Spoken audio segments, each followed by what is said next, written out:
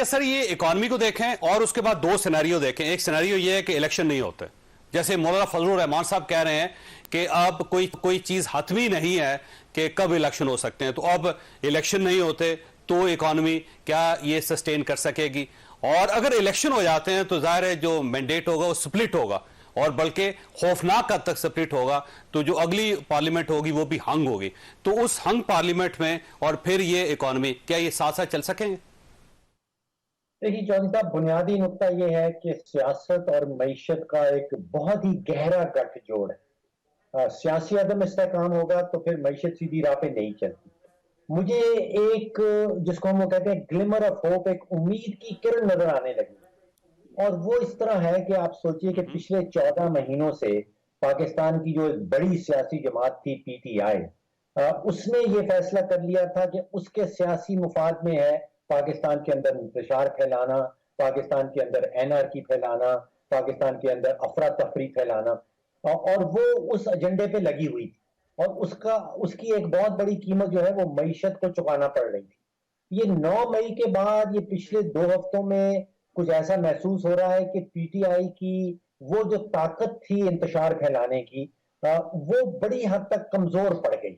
اس میں بہت تیزی سے کمی واقع ہوئی، تو اس کے نتیجے میں ایک سیاسی استحکام سا قدرے سیاسی استحکام جو 14 مہینوں میں ہم دیکھا ہے اس سے بہت بہتر ہو رہا ہے، بہت بہتر ہو رہا ہے سیاسی میدان درجہ حرارت کے حوالے. تو اس کا ایک معیشت کے اوپر مثبت اثر جو ہے وہ چودھری صاحب مجھے نظر آتا ہے. اب آپ الیکشن کی بات کر رہے ہیں. دیکھیے آئنسٹائن کہا کرتا تھا کہ اگر آپ ایک ہی تجربے کو دہراتے رہیں اور اس توقع میں رہیں کہ نتیجہ کچھ فرق نکلے گا، تو وہ کہتا ہے دس از دا ڈیفینیشن آف انسینٹی، یہ بے وقوفی کی ڈیفینیشن. اب آپ اندازہ 48 سالوں میں ہم نے 11 الیکشن کروائے اور نتائج آپ کے سامنے ہیں. اب آپ کہہ رہے ہیں الیکشن اور نکلیں گے، تو میرا نہیں خیال. ٹھیک ہو گیا ڈاکٹر صاحب. آپ مائک بھی ٹھیک کریں کیونکہ آپ کا مائک سے آواز آؤٹ ہو جاتی. رانا صاحب یہ فرمائیے سر، یہ الیکشن ہو رہے ہیں یا نہیں ہو رہے؟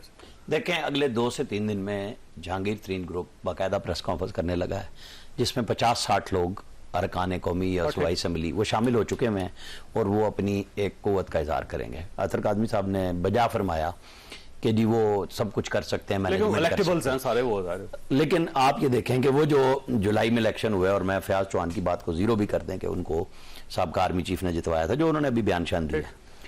ایشو یہ ہے کہ نون کو تو پتہ لگ گیا کہ جب ہم نے پی ٹی آئی کے لوگوں کو لیا تو ان کو ان کے اپنے ووٹر نے ووٹ نہیں کیا. بالکل صحیح بات، یہ بالکل کلیئر ہو گئی. اور جو لوگ ہارے وہ کوئی بہت بڑے مارجن سے نہیں ہارے تھے اس وقت.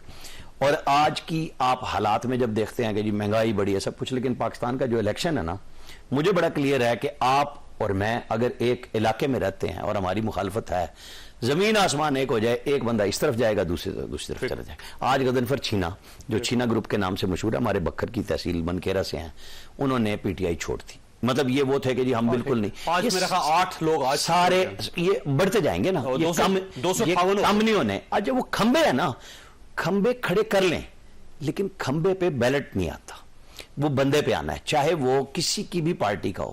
آپ ایفرٹ کرے گا تو ووٹ ملے گا. اب دیکھیں آپ فرنٹ سے لیڈ نہیں کرتے نا تو مسئلہ ہوتا ہے. جب آپ خود ہر چیز میں ضمانت اور ڈریں گے. نواز شریف کو سزا ہوئی، وہ آ گیا، اس نے اپنی پارٹی کو ایک نئی زندگی دی اپنی اور اپنی بیٹی کو جیل میں جانے کے بعد.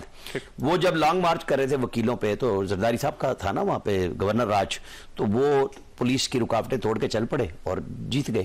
یہاں پہ کبھی فواد چودھری دوڑتے ہوئے بھاگ رہے ہیں، باقی سب ضمانتوں پہ. وہ جیل بھرو تحریک عمران خان نے ایسی چلائی کہ اچھے بھلے لوگوں کی نا وہ طبیعت صاف ہوگی کہ بھئی ہم تو مذاق میں گئے تھے. اب یہ جو 2 گھنٹے میں اور 2 دن میں بندے چھوڑ رہے ہیں، مطلب وہ مذاق اڑتا ہے نا. تو یہ وہ بات ہے کہ لوگوں کو اب ختم ہو گیا کہ جی وہ فلانے کی تقریر کے بعد، اور وہ جو ابھی ڈاکٹر صاحب کہہ رہے تھے کہ اب انتشار نہیں پھیلا سکتے آپ، تو وہ جو قوت نہیں رہی، تو جن کی قوت ہے وہ اظہار ہو رہا ہے.